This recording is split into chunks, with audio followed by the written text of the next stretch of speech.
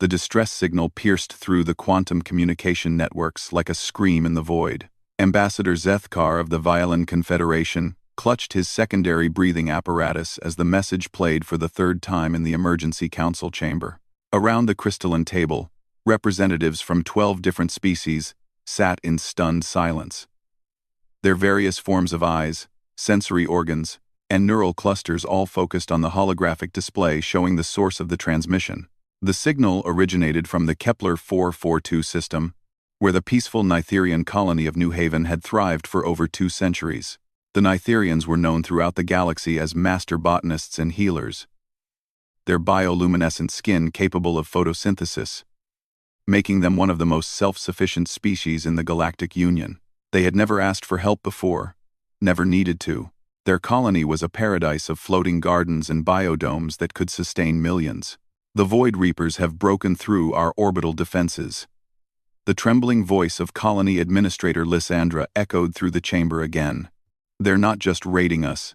They're harvesting our people for their biolaboratories, our children, our elders. They're taking everyone. We estimate 72 hours before complete population extraction. Please, anyone who receives this message, we are begging for immediate assistance.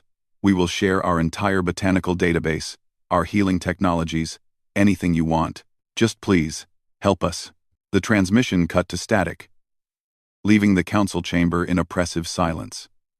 Zethkar's forearms trembled slightly as he consulted his species' military databases. The Void Reapers were a nomadic fleet of biopirates who had terrorized the Outer Rim for decades. They specialized in capturing sentient beings for their twisted genetic experiments, always staying mobile, never engaging in prolonged battles with military forces. The nearest Union fleet is 8 days away, announced General Krex of the Thurian Defense Corps, his rock-like hide shifting nervously. Even at maximum hyperspace velocity, we cannot reach them in time. Council member Kira, a gaseous being contained within an environmental suit, spoke through her translator unit. Perhaps we could negotiate with the Reapers, offer them something of equal value to spare the Nitherians. They don't negotiate? Rumbled Defense Minister Vorth, whose species had survived a Void Reaper attack 50 years prior. They take what they want and leave nothing but empty ships and dead worlds behind. The debate continued for precious minutes, each representative offering increasingly desperate solutions. Contact independent mercenary fleets. Send automated distress beacons to every system within range. Attempt to jam the Reapers' extraction equipment remotely. All of their ideas would take too long or had minimal chances of success. That's when Communications Officer Helnara, a young Zentari with iridescent scales, tentatively raised one of her webbed hands. There is one possibility we haven't discussed, she said quietly, her translator unit making her voice sound uncertain. The emergency protocols include a provision for contacting non-Union species in extreme circumstances. Zethkar's primary eyes narrowed. You mean the primitives from the Sol system? The Deathworlders? A collective shiver ran through the chamber. Every species present knew about Earth and its inhabitants. Humanity had been discovered only 37 years ago, when their crude faster-than-light drives finally allowed them to make contact with Union scouts. The discovery had shocked xenobiologists across the galaxy. Humans evolved on a Class 12 death world, a planet so hostile that most species couldn't survive there, even with environmental suits. Earth's gravity was nearly 3 times what most species considered survivable. Its atmosphere contained dangerous levels of oxygen that would be toxic to many beings. Violent weather patterns, seismic activity, and an abundance of predatory life forms made it a nightmare world that most civilized species avoided entirely. Yet somehow, humans had not only survived there but thrived, developing into apex predators themselves. They're not primitives anymore, Helnara continued, accessing her data files. Our intelligence reports show they've been rapidly advancing their military capabilities since first contact. They've built a small but growing fleet of warships, designed specifically for combat operations. Combat operations, Kira repeated, her gaseous form swirling nervously. You mean warfare? They actually engage in organized violence against each other. According to our cultural analysts, They've been engaged in various forms of warfare for their entire recorded history, Helnara explained. It's shaped their evolution, their technology, their entire civilization. They approach problems differently than we do. General Krex accessed his own files, his rocky features shifting into what might have been concern. Their ships are built like flying fortresses. Redundant armor plating, multiple weapon systems, and they're designed to operate in environments that would destroy our vessels. But they've never been tested against anything like the Void Reapers. Zethkar found himself considering the impossible. In the 300 years since the Galactic Union had been formed, military conflicts had been rare and small in scale. Most species had evolved beyond the need for violence, preferring diplomacy, trade agreements, and technological solutions to disputes. War was seen as a primitive, outdated concept that civilized beings had moved past. But the Void Reapers weren't civilized. They were a cancer that consumed everything in their path. And traditional approaches had failed repeatedly to stop them. Perhaps it would take an uncivilized response to deal with an uncivilized threat. The humans have been requesting full Union membership for over a decade, Zethkar said slowly. Their applications have been denied due to their aggressive nature and unstable political systems. But they've also expressed willingness to provide military assistance to Union members in exchange for consideration of their membership status. Defense Minister Vorth's massive frame shifted in his specially reinforced chair. You're seriously considering asking the Deathworlders for help? They're barely more advanced than the species we typically classify as pre-contact civilizations. They may be technologically behind us in some areas, Helnara said, surprising everyone with her firm tone. But they have something none of us possess. They understand warfare at a level we can't comprehend. They've spent millennia learning how to destroy things efficiently. The chamber fell silent again as each representative grappled with the implications. Contacting humanity would be an admission that their advanced, peaceful civilization couldn't protect itself from a primitive threat. It would validate everything their opponents had said about the weakness of diplomatic solutions and the necessity of maintaining military strength. But the alternative was watching an entire peaceful species be harvested for experiments by biopirates. Ambassador Zethkar made the decision that would change the galaxy forever. Communications, Officer Helnara. Prepare an emergency transmission to the Sol system. Priority Alpha protocols. We're formally requesting immediate military assistance from Earth's governing bodies under the emergency aid provision of the Union Charter. Sir, Helnara's scales flickered with uncertainty. What should we tell them about compensation? Humans are known to be practical in their negotiations. Zethkar considered this carefully. Humans were indeed practical, often to a fault. They approached problems with a directness that other species found unsettling. They asked uncomfortable questions about resource allocation, territorial boundaries, and long-term strategic implications that most species preferred to handle through subtle diplomatic channels. Tell them that successful assistance in this matter will result in immediate consideration for Union membership, he decided. Full voting rights, access to our technology databases, and establishment of permanent trade relationships with all member species. The offer was unprecedented. No species had ever been granted such rapid advancement to full membership. It typically took centuries of gradual integration and cultural development before a species was considered ready for full Union participation. General Krex's rocky hide shifted into what definitely looked like concern now. Ambassador, if we grant them full membership, they'll have access to our most advanced technologies: quantum computing, matter replication, dimensional manipulation, in the hands of a species that specializes in warfare. Then we better hope they use those technologies to protect us rather than conquer us, Zethkar replied grimly. Because if we can't stop the Void Reapers ourselves, and the humans can't stop them either, then perhaps our galaxy deserves whatever comes next. The transmission was sent using the Union's most powerful communication arrays, boosted by quantum relay stations to ensure it would reach the Sol system in the shortest possible time. Due to the vast distances involved, even quantum communication would take several hours to reach Earth, and several more hours for any response to return. While they waited, the Council continued monitoring the Kepler 442 system. Long-range sensors showed the massive Void Reaper fleet surrounding New Haven, like vultures around carrion. 12 enormous bioships, each one a self-contained ecosystem designed to process organic matter into useful resources. The Nitherians' desperate defense attempts were failing systematically, as their peaceful technology proved inadequate against dedicated military vessels. Estimated time until total population extraction has been reduced to 64 hours, reported Chief Analyst Krav, his tentacles manipulating multiple data streams simultaneously. The Reapers are accelerating their timeline. They must have detected our monitoring attempts. Hours crawled by with agonizing slowness. Every minute brought the Nitherians closer to complete extermination. And still, no response came from the Sol system. Some council members began suggesting that humanity had declined to respond, or perhaps hadn't received the message at all. Others worried that Earth's primitive communication systems couldn't even decode Union transmission protocols. Then, 37 hours after the original message was sent, the response finally came. The quantum relay station nearest to Earth transmitted a message back to the Union Council chamber, but it wasn't the diplomatic communication they expected. Instead of the usual formal protocols and careful language that characterized interspecies diplomacy, the message was startlingly direct and brief. Galactic Union Emergency Council. The message began in heavily accented but clear Union standard.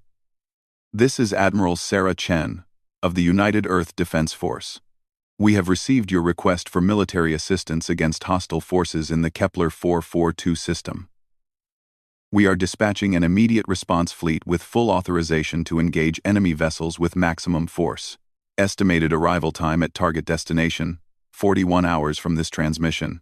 Recommend all friendly forces maintain minimum safe distance of 50,000 kilometers from hostile fleet positions during engagement operations. Additional message follows for your consideration. A second transmission followed immediately.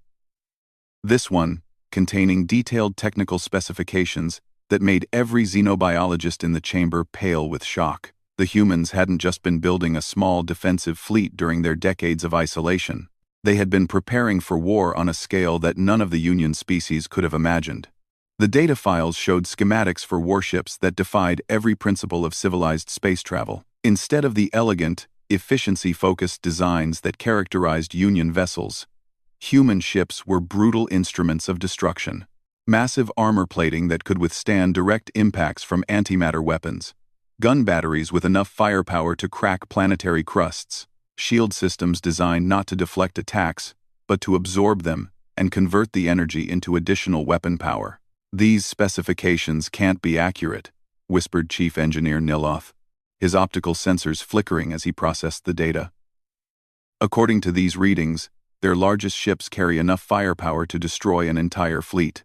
No species would build something this destructive unless they intended to use it. Maybe that's exactly what they intend, Zethkar replied quietly. Maybe that's exactly what we need. The response fleet that humanity was sending consisted of 47 vessels, ranging from small frigates to massive dreadnoughts. Each ship was crewed by beings who had evolved in the most hostile environment known to Union science, trained in warfare tactics that had been refined through millennia of conflict, and equipped with weapons designed by minds that understood destruction as thoroughly as Union minds understood creation. As the council chamber erupted in nervous chatter about the implications of unleashing Deathworld military technology against the Void Reapers, Ambassador Zethkar found himself wondering if they had just saved the Nitherians or doomed the entire galaxy. In less than 41 hours, they would have their answer. Admiral Sarah Chen stood on the command deck of the UEDF Indomitable, her weathered hands gripping the tactical display rail, as she watched the final preparations for humanity's first large-scale military operation beyond their home system. Around her, the bridge crew moved with practiced efficiency, their movements quick and precise in the increased gravity that their ship maintained during combat operations. The human fleet had arrived at the edge of the Kepler 442 system exactly 40 hours and 17 minutes after Admiral Chen's transmission to the Galactic Union Council. They had used Earth's newest hyperspace drives, pushing them beyond safe operational parameters to make the journey in record time. Every ship in the fleet showed signs of the brutal transit, with hull plates blackened from hyperspace friction and engine systems running hot from sustained maximum output. Long-range sensors are painting 12 large contacts in orbit around the fourth planet, reported Lieutenant Commander Rodriguez from the sensor station. Configuration matches intelligence briefings on Void Reaper bioships.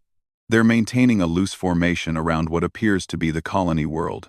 Admiral Chen studied the tactical display, her mind automatically calculating firing angles, approach vectors, and potential escape routes. After 32 years of military service, 23 of them in space, she had developed an intuitive understanding of three-dimensional combat that served her well in situations like this. "What's the status on the civilian population?" she asked. "Unknown, ma'am," Rodriguez replied. "We're detecting massive energy signatures from the Reaper ships that could be extraction equipment. But we can't get accurate readings on the colony itself. Too much interference from their operations." The Void Reaper fleet was a sight that would have terrified any civilized species in the galaxy. Each bioship was a grotesque fusion of organic and mechanical components, grown rather than built, with weapon systems that resembled predatory organs more than manufactured devices. They pulsed with bioluminescent patterns that suggested they were alive in some fundamental way, massive organisms that fed on other forms of life. To the human crew of the Indomitable, they looked like targets. "Captain Morrison," Admiral Chen spoke into her communication device. "You have tactical command of the engagement. Deploy the fleet, according to plan." Charlie 7, "I want those bioships surrounded and unable to escape before we begin the primary assault." "Acknowledged, Admiral," came the crisp response from Captain Morrison aboard the heavy cruiser Valiant. "All ships, this is Fleet Tactical Command. Begin deployment pattern Charlie 7. Maintain communication silence until weapons are free." The human fleet began to spread out through the system with a coordination that would have impressed even Union military observers. Each ship moved to its assigned position with mechanical precision, using minimal engine output to avoid detection while maneuvering into optimal attack positions. This was not the cautious, diplomatic approach that galactic civilization typically used when dealing with hostile forces. This was warfare as humans understood it. Swift, decisive, and utterly without mercy. Captain Elena Vasquez commanded the stealth frigate Shadowhawk, one of 12 smaller vessels, tasked with closing the net around the Void Reaper fleet. Her ship was equipped with experimental stealth technology that made it nearly invisible to most sensor systems, allowing it to get within weapons range without being detected. "Ma'am, we're picking up communication signals from the bioships," reported Ensign Park from the communications station. "It's not in any language our computers can translate, but the frequency patterns suggest coordination between the vessels." "They're probably wondering why their prey stopped screaming," Vasquez replied grimly. "The Nitharians had gone silent 12 hours ago, which either meant they had been completely harvested or had gone into hiding." "How long until we're in position?" 7 minutes, ma'am." Vasquez watched the tactical display as her ship crept closer to the massive biovessels. Each one was easily 10 times larger than her frigate, equipped with weapon systems that could tear apart conventional starships with ease. But conventional starships weren't built on Deathworlds by species that had spent millennia learning how to kill things efficiently. The Shadowhawk was equipped with quantum torpedoes, weapons that had been developed specifically for dealing with heavily armored targets. Instead of relying on explosive force, they created localized quantum instabilities that could tear apart matter at the subatomic level. It was technology that most Union species considered too dangerous to develop, let alone deploy. Humans had tested it extensively and found it very effective. On the command ship, Admiral Chen received confirmation that all vessels were in position. The Void Reaper fleet was completely surrounded by human warships, with multiple firing solutions calculated for each target. The bioships continued their operations around the colony world, completely unaware that death was closing in around them. "Admiral," Lieutenant Commander Rodriguez spoke quietly, "we're receiving a transmission from one of the bioships. It's directed at us specifically." "Put it through," Chen ordered. The voice that came through the communication system was unlike anything humans had heard before. It was layered, with multiple tones speaking simultaneously, creating harmonies that suggested a collective consciousness rather than individual thought. When it spoke in broken Union Standard, the words seemed to crawl through the air like living things. "New flesh ships," the voice said. You travel far from Nest World. We taste your metal fear through space void. Turn away now, or we harvest your crew matter for food growth experiments. Admiral Chen's expression didn't change as she listened to the threat. She had faced down pirates, terrorists, and rogue military forces throughout her career. She had been threatened by beings who claimed they could destroy her ship, her crew, her entire civilization. This was just another day at the office. "This is Admiral Sarah Chen of the United Earth Defense Force," she replied calmly. "You are currently engaged in hostile actions against a species under the protection of the Galactic Union. Cease your operations immediately and withdraw from this system, or we will interpret your continued presence as an act of war." The response came immediately, filled with what might have been laughter if it hadn't sounded like breaking glass. "Earth flesh things think they can threaten us? We have harvested thousands of species across many star systems. Your metal ships are weak toys compared to our biogrowth weapons. We will take your crew apart slowly for entertainment value." Admiral Chen looked around her bridge at the faces of her crew. Lieutenant Commander Rodriguez, whose family had fled Earth during the Water Wars. Chief Engineer Okafor, who had lost his brother to raiders in the Martian colonies. Weapons Officer Kim, whose grandfather had fought in the last great planetary conflict before humanity achieved space travel. These weren't diplomats or scientists who could be intimidated by threats of violence. These were the children and grandchildren of survivors. Beings who had earned their place in the universe through strength and determination. They had evolved on a world that tried to kill them every day. And they had not only survived but conquered it. "All ships," Admiral Chen spoke into the fleet communication channel. "Weapons are free. Execute attack pattern Omega. Show them what Deathworlders do to bullies."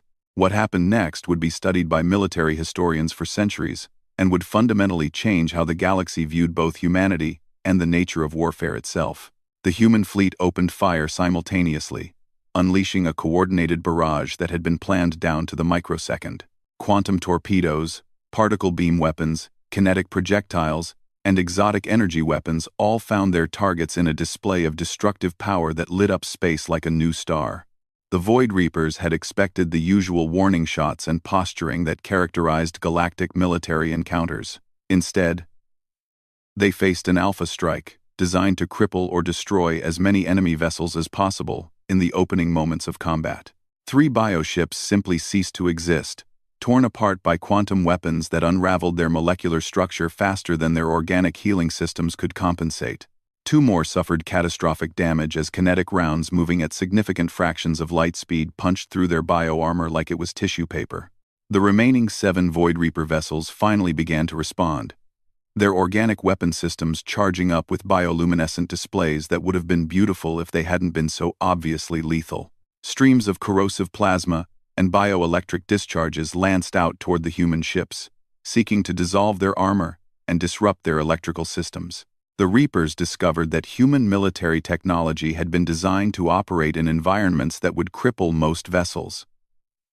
Redundant systems, hardened electronics, and armor composed of materials that had been developed to withstand the corrosive atmosphere of Venus and the radiation storms of Jupiter meant that their bioweapons had reduced effectiveness. Captain Morrison aboard the Valiant found his ship taking direct hits from a bioplasma stream that would have melted through Union military vessels like butter. His armor held, his shields converted the energy into additional power for his weapon systems, and his crew continued their attack without interruption. "Target their propulsion systems," Morrison ordered his weapons officer. "Don't give them a chance to run." The human fleet moved through the Void Reaper formation like wolves through a flock of sheep. Their ships were faster, more maneuverable, and equipped with weapons that had been designed to destroy things efficiently rather than capture them for study.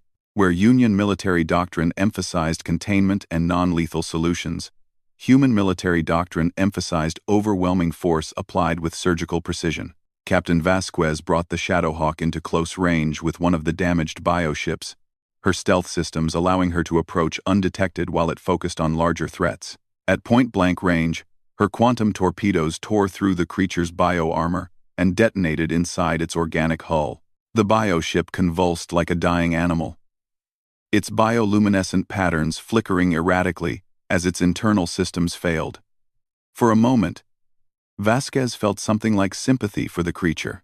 Then she remembered the Nitherian colony below, and the thousands of innocent beings who had been harvested for these monsters' experiments. "Scratch one bioship," she reported to Fleet Command. The battle lasted 17 minutes. When it was over, 12 Void Reaper bioships had been reduced to expanding clouds of organic debris and twisted metal. Not a single human vessel had been destroyed, though several showed battle damage from the Reaper's weapons. Admiral Chen surveyed the aftermath from her command deck, watching as her ships began search and rescue operations around the colony world. Initial sensor sweeps had detected survivors in hardened shelters beneath the surface, Nitherians who had managed to hide from the Reaper's extraction operations. "Admiral," Lieutenant Commander Rodriguez reported, "we're receiving multiple transmissions from the planet's surface. The Nitherians are requesting immediate assistance with medical casualties and infrastructure repair. Deploy medical teams and engineering units," Chen ordered. "And send a message to the Galactic Union Council. Tell them the Void Reaper threat has been neutralized and the Nitherian colony is secure." As rescue operations began, Chen found herself thinking about the conversation that would inevitably follow with Union leadership. They had requested military assistance, and humanity had provided it. But the manner in which they had provided it would raise uncomfortable questions about human military capabilities and intentions. The galaxy was about to learn that Deathworlders approached problems differently than civilized species. Where others saw the need for negotiation and compromise, humans saw obstacles to be removed. Where others sought diplomatic solutions, humans prepared for war. The question was whether the galaxy would see this as salvation or conquest. Admiral Chen suspected they were about to find out which interpretation would prevail, and she hoped her species was ready for the consequences of either answer. 3 months after the Battle of Kepler 442, the Galactic Union found itself grappling with a reality that challenged everything they thought they knew about warfare, diplomacy, and the nature of civilized society. The elegant council chambers of the Union headquarters had been filled with heated debates, emergency sessions, and increasingly polarized discussions about humanity's place in galactic civilization. Ambassador Zethkar stood before the full assembly of Union representatives, his forearms gesturing expressively as he delivered his report on the human integration process. Around him, representatives from over 200 species listened with varying degrees of fascination, concern, and outright terror. "The humans have exceeded every expectation we had regarding their military capabilities," Zethkar began, his voice carrying clearly through the vast chamber. "Not only did they neutralize the Void Reaper threat in less than 20 minutes of actual combat, but they did so without sustaining a single casualty. Their battle efficiency ratings are unlike anything in our historical databases." Senior military analyst Vorth shifted his massive rocky frame, creating grinding sounds that echoed through the chamber. "The implications go far beyond simple military efficiency. The humans approach the engagement with a level of strategic planning and tactical coordination that suggests they've been preparing for large-scale warfare since achieving spaceflight. This isn't the behavior of a recently contacted species learning about galactic threats." The assembly stirred with uncomfortable murmurs. Representatives from species that had taken centuries to develop basic defensive capabilities were struggling to understand how humans had created such devastating military technology in mere decades after first contact. Perhaps more significantly, Zethkar continued, their post-battle operations revealed organizational abilities that we hadn't anticipated. They coordinated rescue efforts for over 40,000 Nitherian survivors, established temporary medical facilities, and began infrastructure reconstruction within hours of the battle's conclusion. They didn't just destroy the threat, they immediately began rebuilding what the threat had damaged. Council member Kira's gaseous form swirled nervously within her containment suit. This raises fundamental questions about their intentions. Are they conquerors who happen to assist us? Or protectors who happen to be extremely effective at conquest? The question hung in the air like a toxic cloud. Every species present had evolved beyond large-scale warfare through different paths. Some had developed advanced diplomatic traditions that made violence culturally unthinkable. Others had created technological solutions that eliminated resource scarcity and territorial disputes. A few had evolved collective consciousness that made individual aggressive impulses impossible. Humanity had evolved on a death world where violence was not just possible but necessary for survival, and they had carried that evolution with them to the stars. The Integration Committee has been working closely with human representatives for the past 90 standard days, reported Integration Specialist Helnara, her scales shimmering with nervous energy. Their cultural adaptation scores are remarkable, but their underlying psychological profiles remain fundamentally different from any species we've encountered. It said, she activated a holographic display showing comparative psychological analyses. Humans demonstrate what they call protective aggression, a willingness to use overwhelming force to defend beings they consider under their protection. They form emotional attachments to other species rapidly, and then extend their territorial instincts to include those species. They don't just see the Nitherians as allies now, they see them as family to be protected. Chief xenopsychologist Dr. Krenoth, whose species had specialized in understanding alien mentalities for over a millennium, spoke from his environmental tank. The humans process threat assessment differently than any species we've studied. Where we see problems to be solved through negotiation or technological solutions, they see enemies to be defeated. They don't just want to survive threats. They want to eliminate threats so completely that they never pose a danger again. The assembly chamber erupted in nervous chittering, low-frequency communication pulses, and electromagnetic static as different species processed this information through their various forms of consciousness. The idea of eliminating threats rather than managing them was alien to most galactic civilizations. Ambassador Zethkar raised his primary arms for attention. Which brings us to the central question we must address today. Do we grant humanity full Union membership as promised, despite these psychological differences? Or do we reconsider, based on the potential risks their military capabilities represent? The debate that followed would last for 14 hours and fundamentally reshape the political landscape of the galaxy. Elder Counselor This's Ran of the Ethereal Commune spoke first. Her telepathic communications translated for species that couldn't receive them directly. We cannot deny that humanity saved an entire species from extinction. The Nitherians themselves have petitioned for human membership, stating that they owe their survival to human intervention.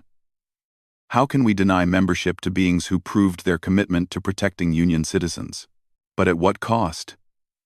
Demanded Defense Minister Rexton from the Armored Worlds Coalition. The humans didn't just defeat the Void Reapers. They annihilated them so completely that we're still finding debris scattered across 3 different star systems. That level of destructive capability in the hands of beings who see violence as a first resort rather than a last resort represents an existential threat to galactic peace. Regional Representative Silvani from the Peaceful Gardens Federation stood to address the assembly. Perhaps the question we should be asking is not whether humans are too violent for Union membership, but whether the Union has become too passive to survive in a galaxy that contains threats like the Void Reapers. The statement sent shockwaves through the chamber. For over 3 centuries, the Union had operated on the principle that advanced civilizations could resolve any conflict through diplomatic means, technological solutions, or resource redistribution. The idea that some problems could only be solved through violence was antithetical to everything they believed about progress and civilization. The Ethereal Commune has conducted deep mind analysis of human representatives. Elder Counselor This Ran continued. Their thought patterns reveal something remarkable. They don't see violence and compassion as opposing concepts. They see violence as a tool for protecting what they care about. They are capable of extreme brutality toward threats and extreme kindness toward those they consider under their protection. Dr. Krenoth activated additional holographic displays showing neurological scans and behavioral analysis data. Human brain structure includes enlarged regions associated with both aggressive responses and empathetic connections. They're literally evolved to be protective warriors. They form strong emotional bonds with other beings, and then become willing to use extreme measures to protect those bonds. Which explains their post-battle behavior, Integration Specialist Helnara added.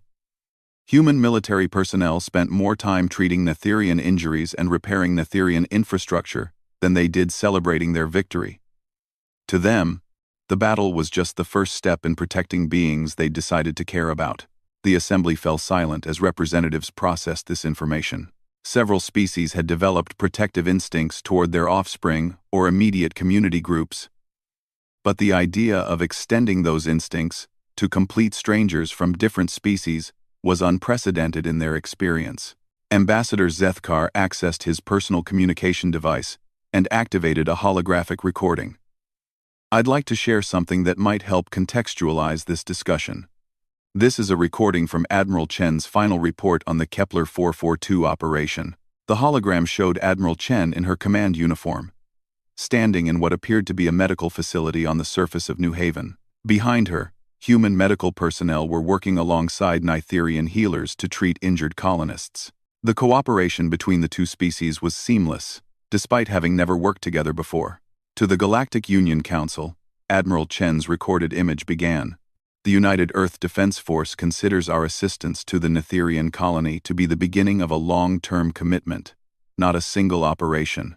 We've established a permanent monitoring station in the Kepler 442 system and will maintain a defense fleet presence to ensure that no similar threats can endanger the Nitherians in the future. The recording continued with Admiral Chen walking through the medical facility, stopping to check on individual patients, and speaking with Nitherian medical staff about ongoing treatment needs.